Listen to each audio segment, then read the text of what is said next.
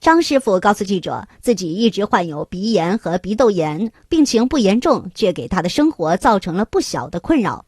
5月份，他在网上搜索治疗的药物，网页上突然有一位南明武关医院的工作人员联系上了他。他们引这个平台之后呢，就和我联系，是说他们医院那段时间有这个专家坐诊，让我过来会诊一下，你来看哈这个医生给你具体详情给你讲解。5月24号，张师傅去到了这家医院，经过鼻内镜检查，张师傅被诊断为变应性鼻炎、慢性肥厚性鼻炎、鼻中隔偏曲、慢性滤泡性咽炎。他说你这个是没问题不大，就是一个小问题，然后就做一个微创手术就搞定了。我说，然后他就说这个小手术没得任何影响。听了之后，我说他搞下来多少钱呢？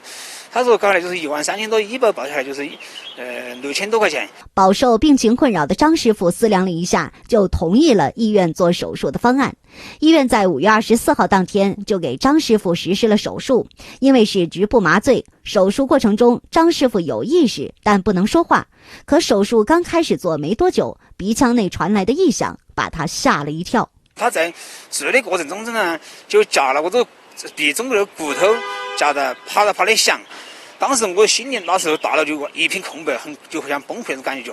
但是在手术上都没得办法，已经那个时候是人员宰割，就把我这鼻中骨把它割掉了。张师傅表示，在手术之前，医生没有告知他手术具体怎么做。可张师傅很疑惑，明明说的只是做个微创手术，为什么会动到骨头呢？就在这个疑问还没有解开时，新的问题又出现了。吃完手术下来之后2个小时的时间，然后就下来之后在医生办公室又叫我好像交3000多块治疗费。当时我手术下来我说不到话，他好像交3000多块治疗费，我就很生气。我不是当时讲的说6000多块钱做完手术都没得任何费，要随走了吗？当时说不来话了之后，我就家属听到之后他也不知道我的情况，他就直接把这个钱就交了。治疗这7天一个疗程完了之后呢，就警察他说你这鼻腔手术那个伤口还没好，还继续治疗一个疗程，又喊我交这个2000多。那天我就非常生气，我说你们这医院甚至是骗人的。说好的6000多元就能完成的微创手术，最终张师傅前后交了1万多元不说，鼻中隔还被削了。直到现在，张师傅都没有弄清楚这场手术到底是咋回事儿。为了了解事情的具体情况，记者和张师傅一起来到了南明武关医院。医院的副院长表示，他们的整个医疗过程都是符合规范的。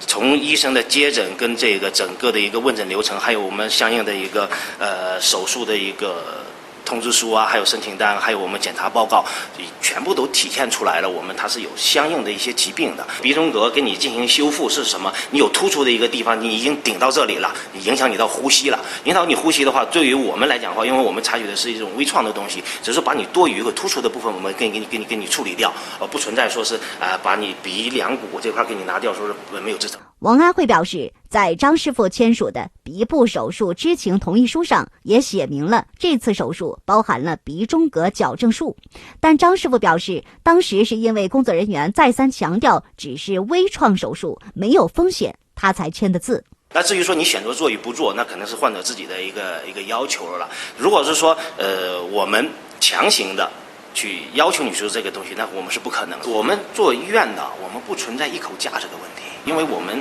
就是所有交的这些费用，该是手术就是手术，该是这个你术后的用药对，就是这个样子。相当于手术费是6000多，但是你后续是有医药费啊，包括这些对。不过对于院方的解释，张师傅并不认可。由于双方持有不同意见，6月3号下午，张师傅已经把问题反映给了南明区卫生健康局，等待进一步处理。百姓关注记者报道。